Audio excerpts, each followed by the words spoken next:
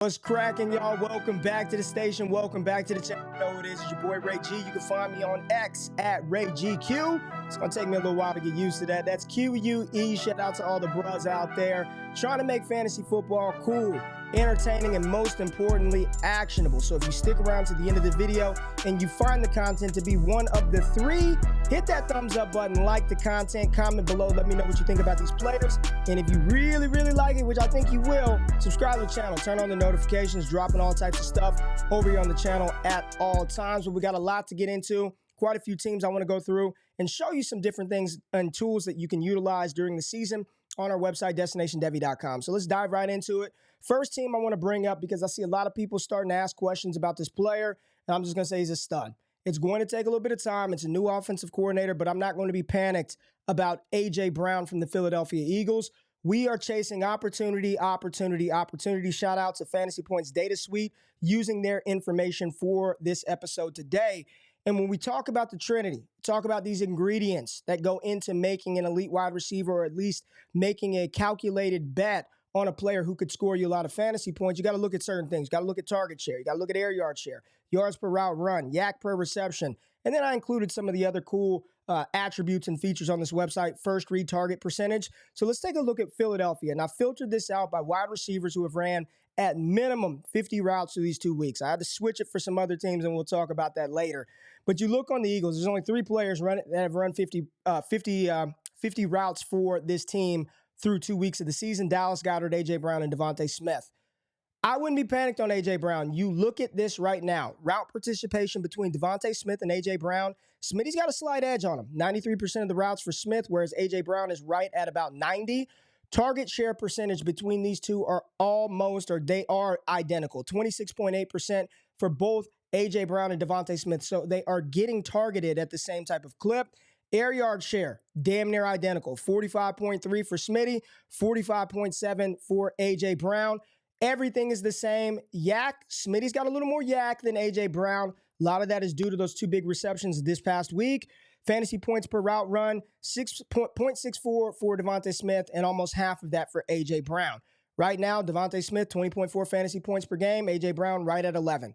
When we're chasing the opportunity and we're talking about the Trinity ingredients, target share, air yard share, yards after the catch per reception, first read target share is still going to A.J. Brown. So although the fantasy points have not matched the level of expectation that we have for an A.J. Brown, he is being targeted first. He is the first read for Jalen Hurts 40.3% of the time, whereas Devonta Smith is right at 34.4% of the time.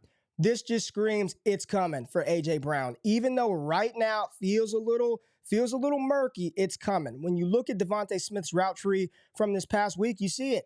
There it is right there. He got 5 targets. There go his routes. He had 131 yards. We know he scored the touchdown.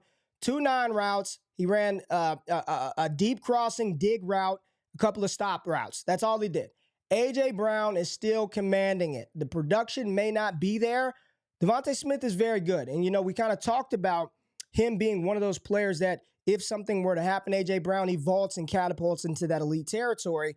And one of the cool features on the website is our Destination Devy War Machine, where you can actually look at replacement level value for the players on your individual roster, or sort of look at a wholesale approach. So all I'm using is a standard ESPN 12-team PPR, 1 quarterback, start 2 running back, 2 wide receiver, 1 tight end, 2 flex, just to show you how impactful Devonta Smith has been on the season for the Philadelphia Eagles. And I know this because I just looked it up. There he is right here. That blue line, all the wide receivers, green line, running backs, gold line, tight ends, red line, quarterback. So in a standard league run by ESPN, Devonta Smith is providing you wins above replacement WAR, 0.46 wins over the replacement level player, which there's a lot of information on destinationdevy.com on what that is, what goes into that formula. But the higher up on this chart, the better. You take a look at the WAR table for the wide receiver positions. Here you go. Here go the most valuable wide receivers through 2 weeks of the NFL season, players that are actually helping you win fantasy football matchups on a week-to-week basis. Number 1, Tyreek Hill, Puka Nacua, Justin Jefferson, Mike Evans, Keenan Allen, Nico Collins, Brandon Ayuk, Devonta Smith, Jacoby Myers, Stephon Diggs, CeeDee Lamb, Michael Pittman Jr., Josh Reynolds, T. Higgins, and Deebo Samuel. Those are your top 15 right now through 2 weeks from a WAR perspective. When you think about the trinity and the ingredients that go into the Philadelphia Eagles, A.J. Brown is going to be okay. Devonta Smith is good, and you don't want anybody else off of that offense. So let's move to the Arizona Cardinals, and I think there's some sneaky upside here. Some sneaky upside here in Arizona. Filtered this out by 50 routes run. Look at Hollywood Brown. There's no other wide receiver on this list. No Michael Wilson, no Rondale Moore. Hollywood Brown, 83% of the routes, Hollywood Brown is running them. About a 25% target share. 1.52 yards per route run, not the best, but he does have close to a 31% air yard share. 2.6 yards after the catch per reception, not bad. And 35% of Joshua Dobbs' targets are going to Marquise Brown first read. So you look at these things, he's only scoring about 13 fantasy points per game. But the fact that he is the only receiver out there running that type of routes, he is getting targeted at a 25% clip. The air yard share is there. I'm very encouraged by Hollywood Brown. And I mean, Zach Ertz, you see it down there. He's commanding a lot of it. Not producing a ton, but he's commanding it. This is very good for Marquise Brown. So if there were a buy low type wide receiver that you can go out there and get that maybe a lot of people aren't paying attention to, I do think you've got a good opportunity here with Marquise Brown. Like the analytics, I'm looking at him from a WAR perspective. Let's just take a look real quick. I just want to see where Hollywood is on the WAR graph. I think I saw him earlier. A little easier if I just go WAR table and let's go Hollywood Brown. Where are you at, Marquise? Kendrick Bourne, Devonta Adams. It's a little down the line. Let's go to page 2. Where's Hollywood at? There he is. There he is. Hollywood Brown. Right after DK Metcalf, Romeo Dobbs. So definitely needs to get it going, but there is some upside there. You see Tank Dell, Zay Flowers on page 2 of this as well. But I like Hollywood. If you're going to take a calculated bet on a player who could get some more increased volume throughout the year and produce for us, I think Hollywood is a solid bet to make that happen. Now let's go on to the juggernaut Rams. I mean, everybody is talking about the Rams ad nauseum. Puka, Nacua, Tutu, Atwell.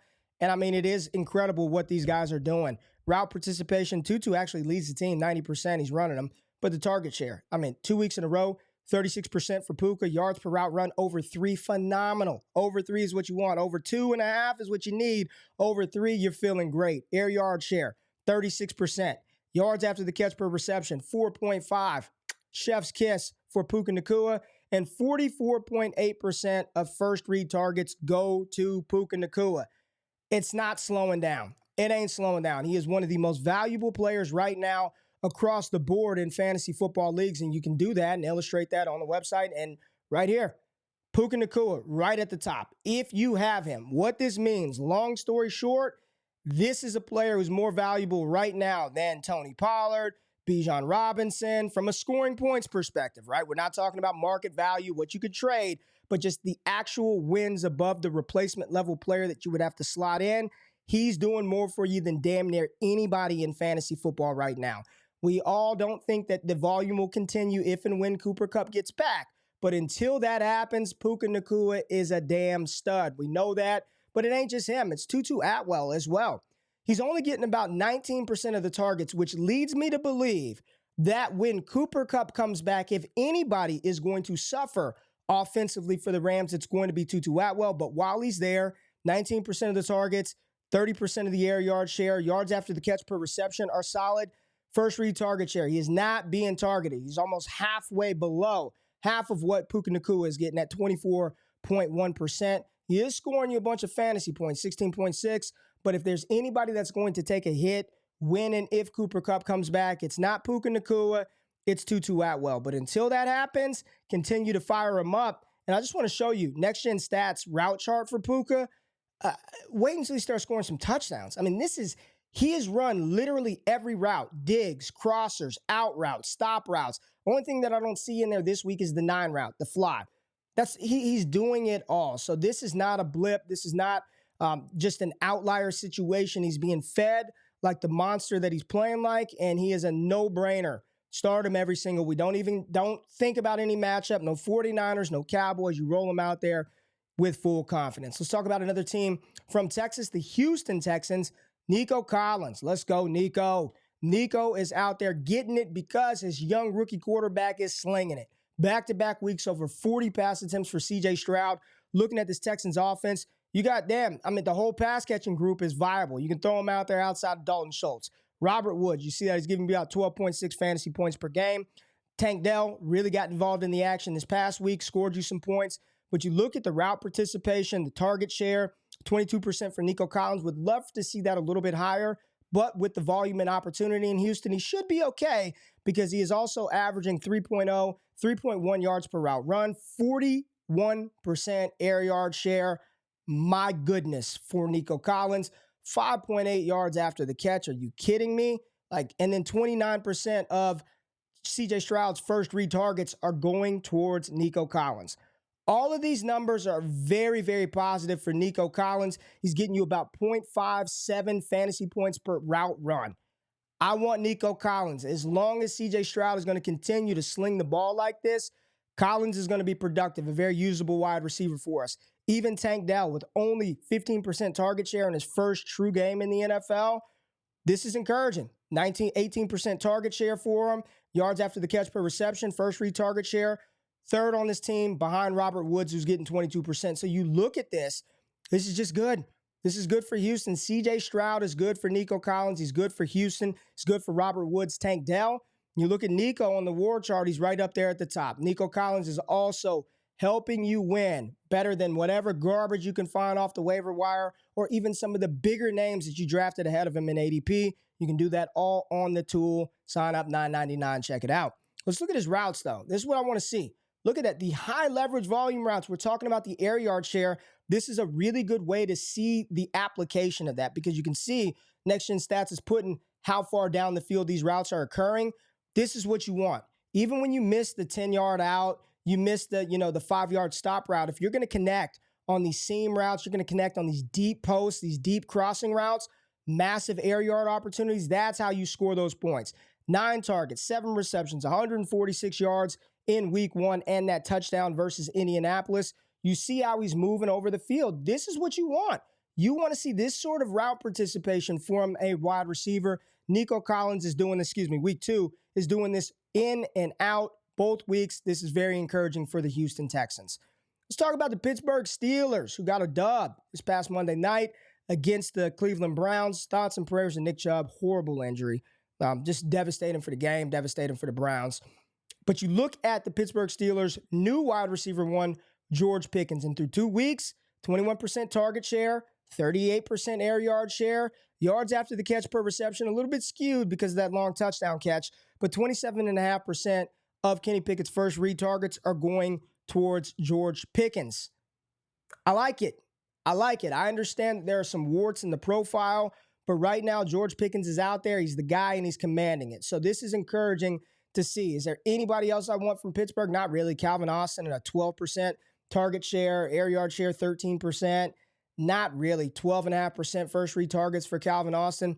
Maybe in a best ball league, I'll take him. I'll have him on the roster for those boom weeks, but he's somebody that you're not going to want to put in a starting lineup at all. George Pickens, you look at his route tree versus the Cleveland Browns. I know he only had 4 receptions. He did have 10 targets in this one, but you look at this is encouraging, right? He's got some short, intermediate stuff. Of course, he's got the deep play, which wasn't a long pass. I don't even know if it traveled over 20 yards through the air, but had a runway, blown coverage, got the yak on that one. But the other ancillary passes that he was not targeted on, again, still encouraging. They're not really working the middle of the field. They want to keep the ball out of harm's way with Kenny Pickett. But George Pickens is another one of those calculated conviction bets that you can make, not knowing the timeline for Johnston. And if he can continue to string together positive performances, wheels and stock should be up for George Pickens moving forward rest of the season. I also think there's a little bit of an opportunity to buy low on a player like Amari Cooper. It has not started off great so far for the Cleveland Browns. 1-1. They beat the Bengals in an ugly game. Rainy. Deshaun Watson didn't play well. This past Monday, Deshaun Watson didn't play particularly well. Amari Cooper was banged up going into the matchup, and despite that, he leaves this game still leading the team in target share, 23.2%, 2 yards per route run, which is number 1 on his team. Tops on the team in air yard share at 34%. Yards after the catch per reception, not good for Amari Cooper. This is a problem. 1.7, maybe it's that groin strain that was bothering him, but a 30.6 or 31% first read target share for Amari Cooper, which is 11% better than the next closest, Elijah Moore. No Nick Chubb. They brought in Kareem Hunt. People are excited about Jerome Ford.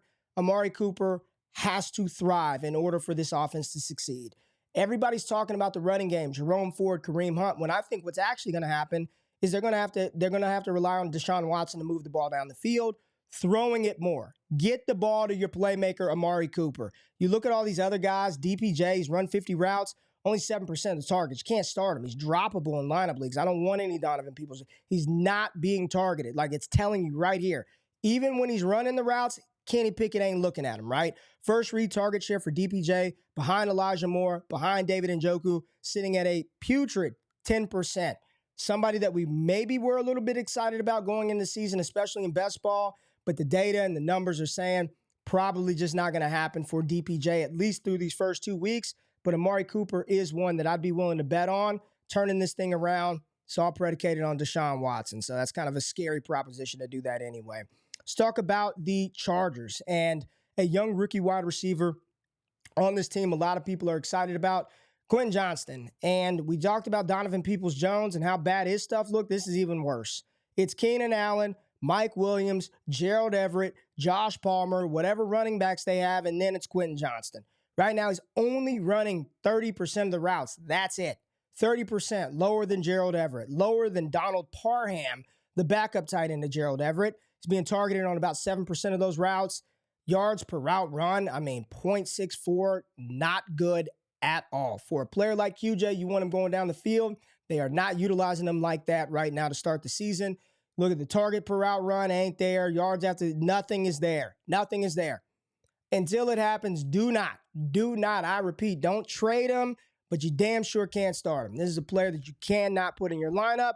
When I'm looking through this, Josh Palmer, 8 targets. Do you even want him? Not really. Gerald Everett, not giving you what you want or what you expected from one of these type of tight ends in this offense.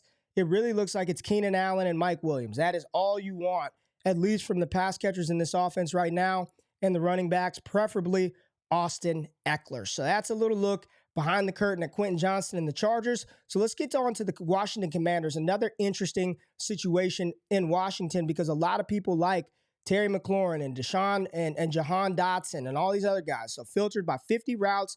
Let's take a look at what's going on in Washington. Jahan Dotson, 89% of the routes. Terry McLaurin, 79%. So I'm assuming maybe it's that little, Terry McLaurin was a little banged up, I believe, in week 1. Maybe that has something to do with it. But here's the more concerning stuff. This is what's more concerning. Target share percentage. 15.7% for Jahan Dotson, 14.3% for Terry McLaurin, and 14.3% for Logan Thomas. And let's just sprinkle in some Curtis Samuel because he met the minimum threshold of 50 routes. 11.4. They're all right there. They're all neck and neck. Air yard share. McLaurin does have the leg up here at 28.4%, followed by Jahan Dotson at 22%. Yak, Terry McLaurin, and Logan Thomas very close. Curtis Samuel leads the team, 4.5 yards after the catch per reception. First read target share, also very close. 17.9% for Jahan Dotson, 22% for McLaurin, 15% for Logan Thomas, 13% for Curtis Samuel. And then look at the fantasy points per game. 7 for Dotson, 10.8 for McLaurin, 9 for Logan Thomas, and 8 for Curtis Samuel. This sucks. This is a headache. This is terrible. This is hard to figure out. This is hard to parse through. And I know we love Terry McLaurin, but looking at the data, this just feels like a situation that is just an avoid. Like I would prefer to avoid if I could. I know if you've got McLaurin or Dotson, you have to start him. If I could trade one of those guys, I would. It seems like Sam Howell's just spreading the ball around. You look at his route participation chart, 6 targets, 54 yards, did get that touchdown in week 2 versus Denver. But absent that touchdown, it's just, this is not inspiring. Got a young quarterback. You've got a running back that's on fire. You got to continue to ride Brian Robinson. This would be a situation where I'd be looking to pivot off of McLaurin if I could. If you can get something good for him in a trade value, would not mind making that move. Can you go grab a Nico Collins, who's probably going to see a lot more volume and a more pass-friendly offense, even though the team is a little bit worse? Can you make a move to pivot off of McLaurin? He is what he's kind of been throughout his career. A great NFL receiver that doesn't produce the type of fantasy results that you think or would want. Love the player. It's not a knock on Terry. It's how the offense is operating right now. Let's talk about a player that we talked about in the first Trinity video, and everybody said, is that nasty? I don't want him. Ray, why the hell are you talking about Adam Thielen? And you look at Adam Thielen, and the Trinity has sort of happened to a degree, right? To a degree, 30% of Bryce Young's targets are going to Jonathan Mingo and Adam Thielen. That's where he's throwing the ball to when they actually let him throw the ball. Adam Thielen and Jonathan Mingo, the only two receivers, run about 90% of the routes. They're being targeted, 15% for Thielen. Awful. That's not good.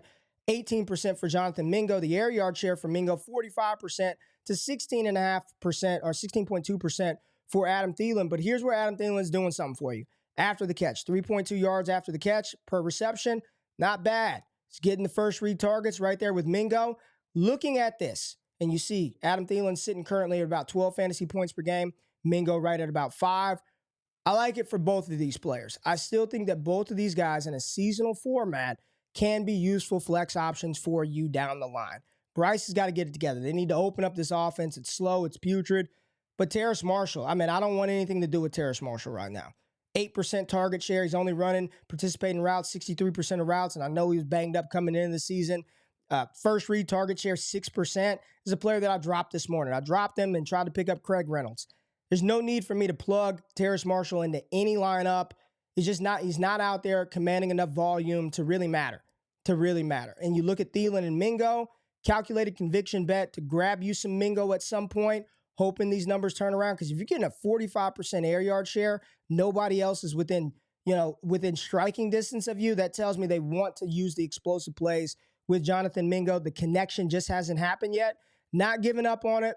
But right now, looking a little nasty. Here goes Adam Thielen's route chart. Again, 9 targets. This is what you want. We're chasing the opportunity and volume, especially in seasonal formats. In Dynasty, hell no, you don't want any Adam Thielen. But this year, he could be a flex option for you. So we know he scored the late touchdown, little outbreaking route as the Panthers were just kind of trying to get back into it and make it respectable. But there goes Adam Thielen, still out there on waivers.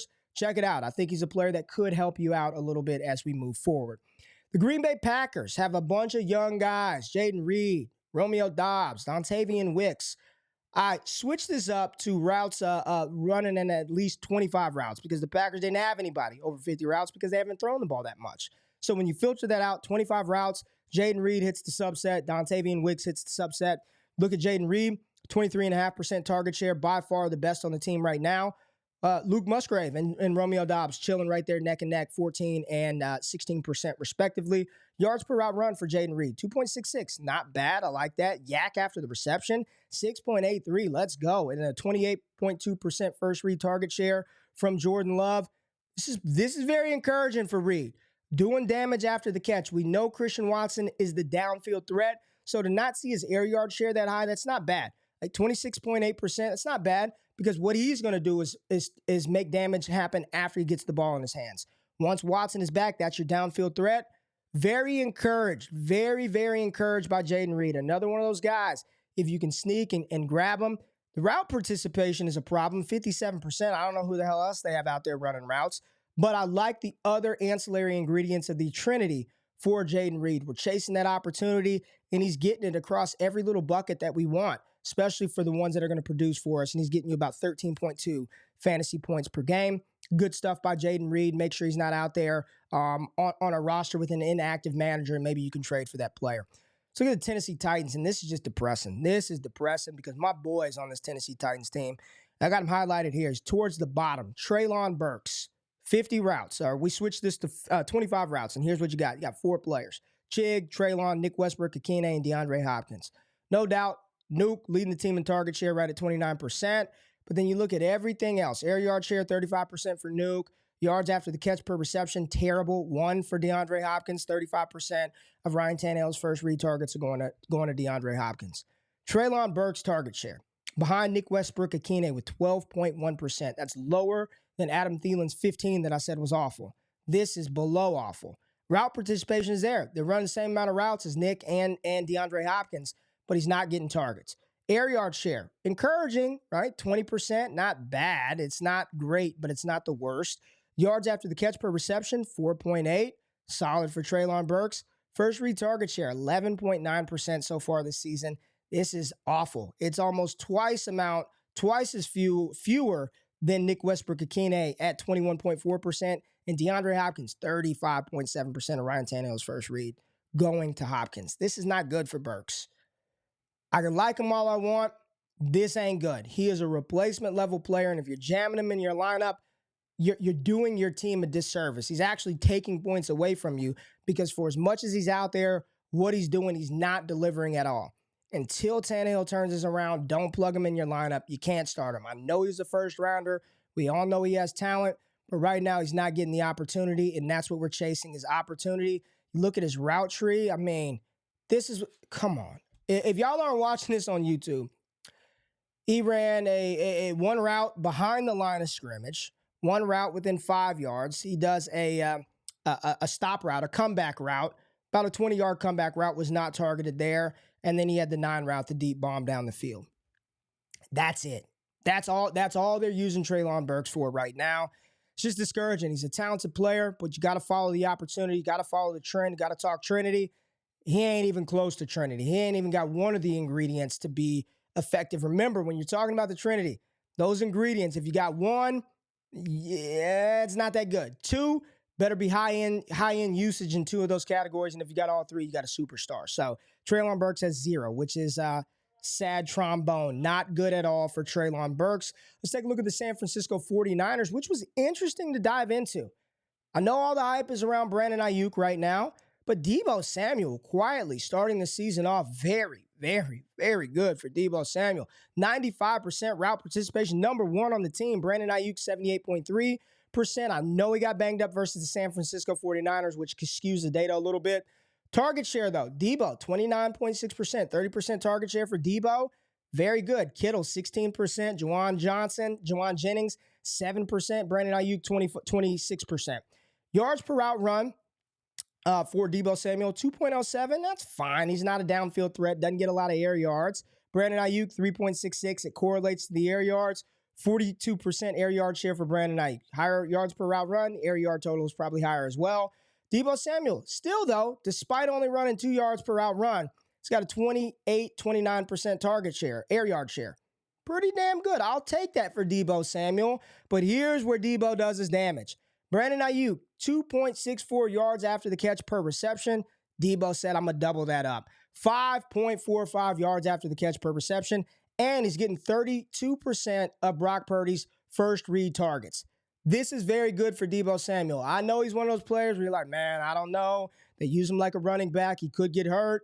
I ain't worried about none of that. Through 2 weeks, love Brandon Ayuk, want Brandon Ayuk, but do not sleep on the impact of Deebo Samuel. Deebo Samuel, very good receiver. We know he's good. Out of sight, out of mind. Hot new flavor in Brandon Ayuk. Deebo Samuel is qualifying in all 3 areas of that trinity.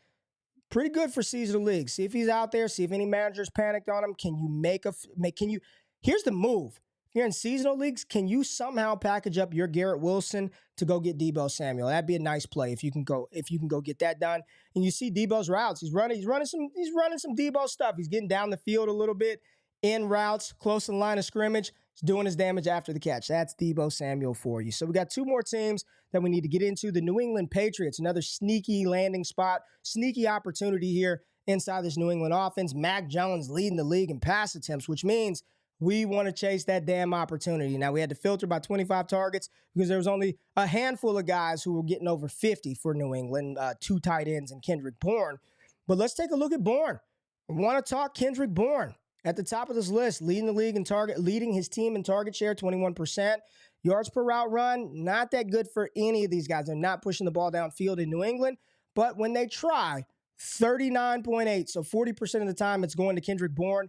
Nobody else on the team outside of Kayshon Boutte is over a 20% air yard share. This is good. When they want to take calculated shots down the field, they are going to Kendrick Bourne. You look at his yards after the catch per reception, 3.30. Great first read target share. This is where Devonta Parker starts to gobble up some of those Mac Jones targets. Fantasy points per game, 15.7. And right now, when you look at Ward, what Kendrick Bourne has done for you, opposed to damn near a bunch of other receivers, it's kind of incredible. Juju Smith-Schuster, you look at this, and it's the counter opposite for Kendrick Bourne.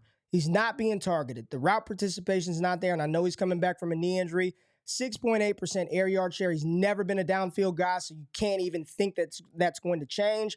Yards after the catch per reception, that's where Juju has to live. 2.56, not bad, but that first read target share at 13.2%, which is 4th on the team, also not very good. So when you're looking at maybe some value from this New England offense that leads the league in pass attempts, Kendrick Bourne would be one.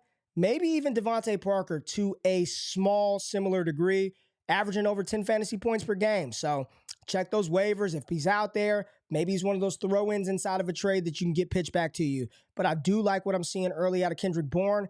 Big time letdown week 2. Week 1, he had 2 touchdowns, was sort of ballooning this production. So I think we'll get a better idea week 3 of what Kendrick Bourne really is. So let's make sure we track this Trinity chasing right here with Kendrick Bourne. And the final team I want to take a look at are the Detroit Lions. Let's take a look at the Lions. And this is only wide receivers or tight ends who had 50 targets or who have run 50 routes. And it's 2 guys, Josh Reynolds, Amon-Ra St. Brown. Amon-Ra, we know what he is, 23% target share to Josh Reynolds is 17. Yards per route run. This is encouraging for Amon-Ra. One of the things and the knocks that I've had against him is if he can't increase his downfield target share, he's never going to hit that upper echelon Justin Jefferson war difference-making type of wide receiver. But so far this season, he's right there neck and neck with Josh Reynolds for getting down the field. His yards per route run over 3 better than Josh Reynolds is 2.86. Air yard share, Josh Reynolds has got him by 2 percentage points, 31 to 29%. Yards after the catch per reception, both of these guys over 4. Reynolds, some big plays. Fantasy points per game, these guys are identical. Even though that's identical for now, I'm betting on Amon-Ra, who's running 78% of the routes opposed to 70% of Josh Reynolds. We know J-Mo will be back. Reynolds is a guy that I brought up in the very first Trinity video as if he's on waivers, pick him up. He's going to be useful until Jameson Williams comes back. I still believe that will be the case. As long as J-Mo's out, for as long as he's suspended, Josh Reynolds will be a big part of the downfield passing attack of the Detroit Lions. But the moment he comes back, he's probably phased out. So I tread with caution with Josh Reynolds. If anybody in your league is excited about him, they think this can continue, can sustain, I would be looking to move Josh Reynolds because when J-Mo gets back, I do believe he assumes that role. He's faster, he's got more juice. And he hadn't done anything after they picked him in the first round, so I'm sure that organization wants to get a little bit out of him. So there we go. Went through the opportunity for quite a few teams today and talked through a lot. 32-minute show. Appreciate y'all tapping in and staying here the entire time. Like I asked at the beginning, if you finally made it to the end, hit that subscribe button, hit the thumbs up button, comment below. Let me know what you guys think about this video, these players. Who did I miss out? Who do you think has an opportunity to become one of those difference-making wide receivers? And check out the War tool on DestinationDevy.com.